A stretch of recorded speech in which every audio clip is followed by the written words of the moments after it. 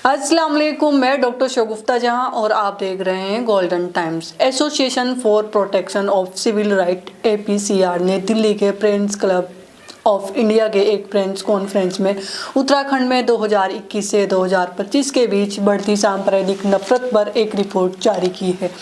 इस मौके पर उत्तराखंड में कुछ प्रतिनिधि भी शामिल थे, जिसमें समाज सेवी खुर्शीद अहमद सिद्दीकी भी शामिल हुए और उन्होंने उत्तराखंड में अल्पसंख्यकों के साथ हो रहे भेदभाव और उत्पीड़न पर अपनी बात रखते हुए कहा है, न सिर्फ मुसलमान पर बल्कि दीगर अल्पसंख्यकों को भी शामिल उत्पीड़न किया जा रहा है। कम्युनिटी के कुछ लोगों धर्मांतरण के नाम पर उत्पीड़न।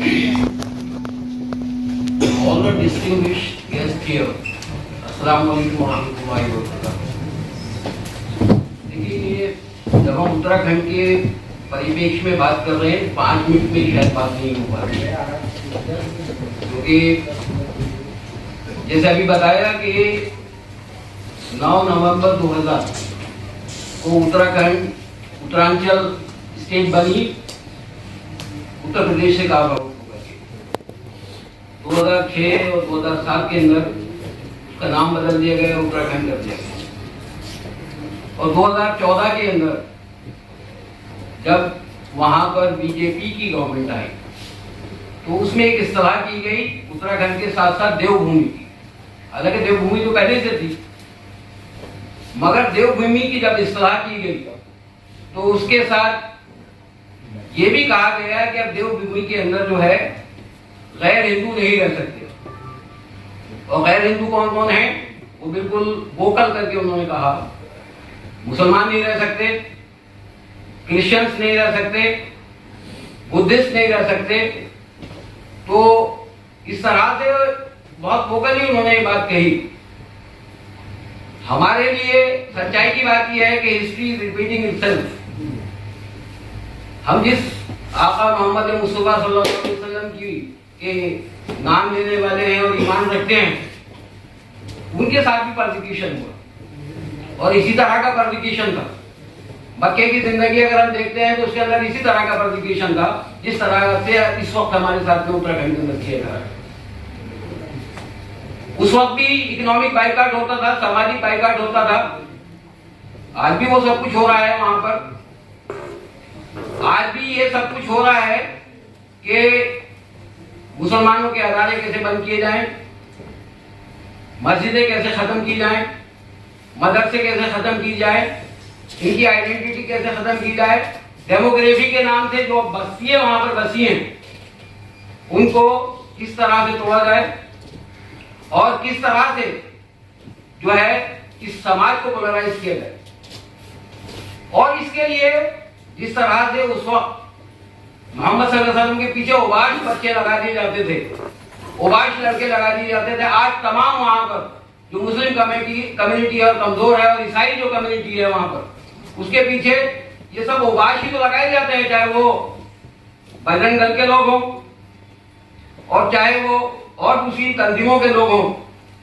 वो आकर के बगैर किसी वजह से बेचारे लोग प्रेयर करते होते हैं, क्रिश्चियन अपने घर के अंदर प्रेयर करते होते हैं।